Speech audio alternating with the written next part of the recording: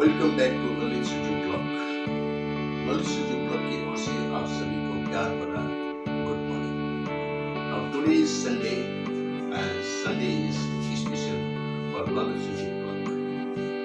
और प्रियजन, हमारा पत्नी अभी तक हॉस्पिटल में एडमिट है और उनको ऑब्जर्वेशन में रखा गया है।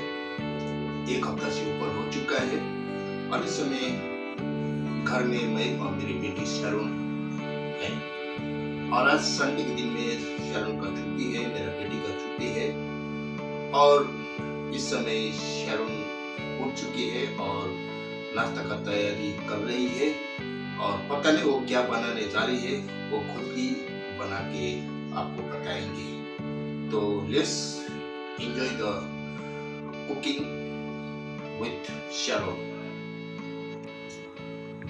सुबह का टाइम है और सबसे बड़ा सवाल है आज ब्रेकफास्ट में क्या बनाएं। दिमाग ने तुरंत जवाब दिया, कुछ जल्दी भी हो, टेस्टी भी हो और हेल्दी भी। और तब एंट्री होती है हमारे हीरो की, सेमिया उपमा। तो चलिए शुरू करते हैं खुशबू भरी कहानी को। तो सबसे पहले हमने गरम कढ़ाई में जो है 1 चम्मच घी डाला और फिर सेमिया को हम हल्के हल्के भुनेंगे, धीमी आंच में भुनेंगे ताकि वो जल ना जाए और हल्का सा जो है ब्राउन होने तक, जैसे मैं आपको दिखा रही हूँ, यहाँ तक हम भुनेंगे और कटोरी में निकाल लेंगे। तो मैंने लगभग 1 कटोरी जो है सेमिया लिया है ताकि मैं और मेरे बाबा जो है खा सकें। फिर उसी कढ़ाई में हम 1 चम्मच घी को डालेंगे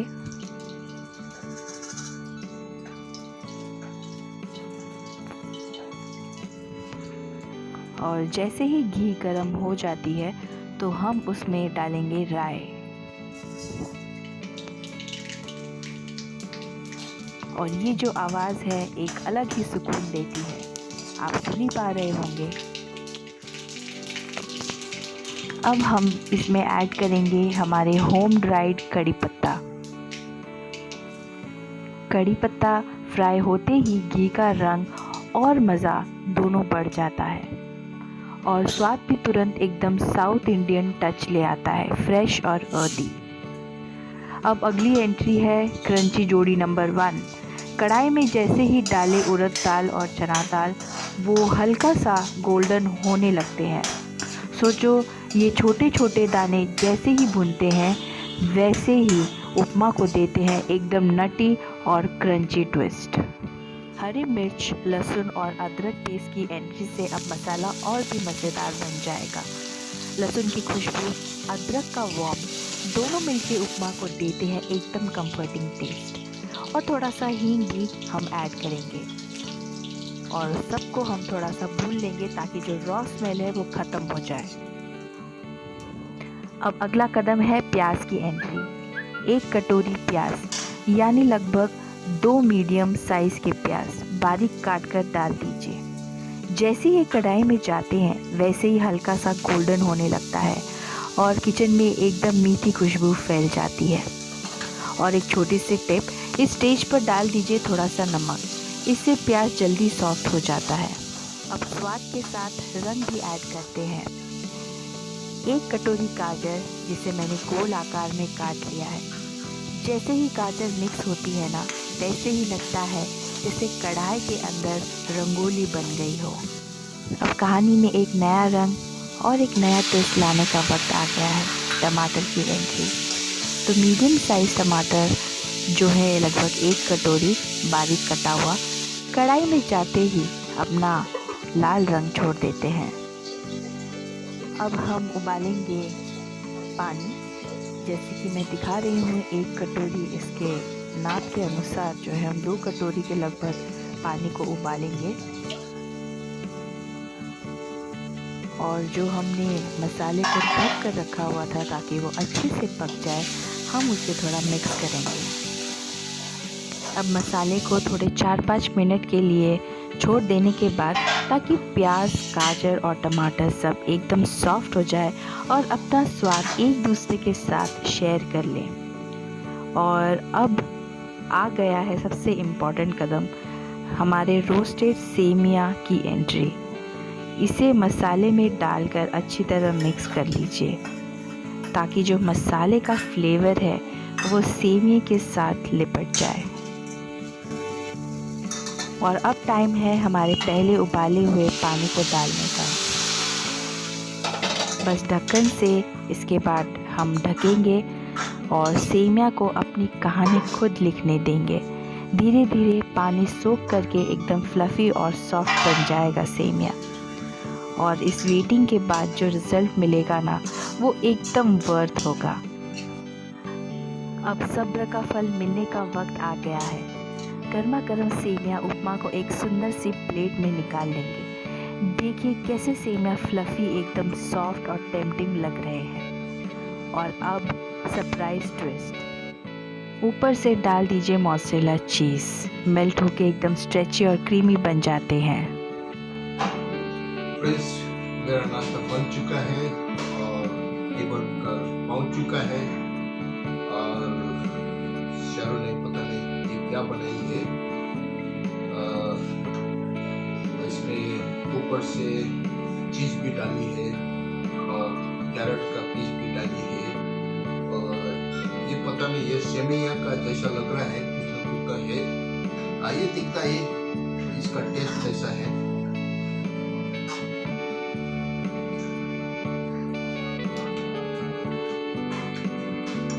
वाह,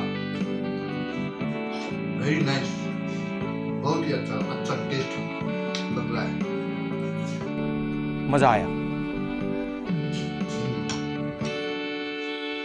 तो एंजॉय कीजिए मेरे साथ नाश्ता में। प्रिजनर्स का मेरा बाइबल अध्ययन समाप्त हो चुका है और फिर से मैं आपके लिए 3 वचन लेकर आया हूँ परमेश्वर की दया के ऊपर।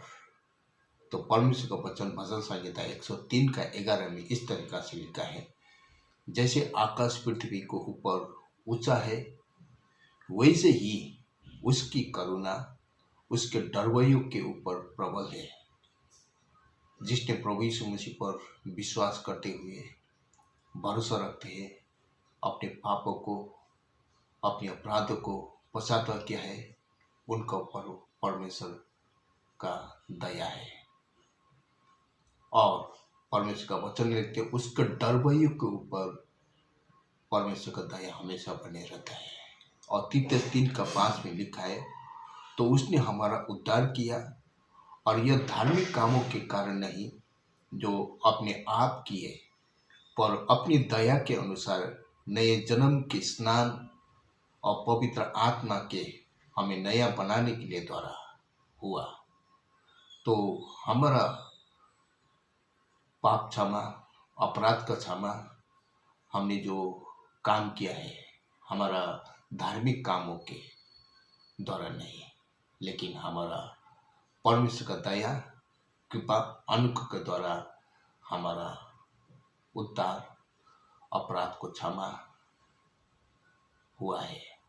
और मीका का 7 का 18 में इस तरह से लिखा है, तेरे समान ऐसा परमेश्वर कहाँ है जो अधर्म को क्षमा करे और अपने निज भाग के बचे हुओं के अपराध को ढांप दे। वह अपने क्रोध को सदा बनाए नहीं रखता, क्योंकि वह करुणा से प्रीति रखता है। परमेश्वर कितना दयालु, कृपालु, अनुग्रहकारी है। हमने पिछले दिन में कोई पाप क्यों न किया हो, कोई अपराध क्यों न करे, परमेश्वर का वचन लिखता है, मैं तुम्हारा उन दिनों को पाप को दोबारा स्मरण नहीं करूँगा। वो सारे पापों को परमेश्वर ने ढक के रख दिया है। यदि कोई किसी ने परमेश्वर पर विश्वास किया, अपने पापों को, अपने अपराधों को कबूल किया यीशु मसीह के नाम में, तो परमेश्वर वो दोबारा याद नहीं करेगा।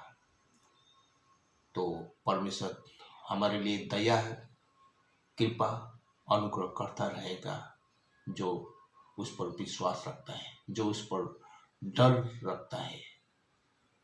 तो मैं आशा रखता हूँ इस वचन के द्वारा आपको अच्छा लगा हुआ और इस चैनल को देखने वाला चैनल को सुनने वाला सभी को प्रभु यीशु मसीह आशीषित करे। Have a blessed day.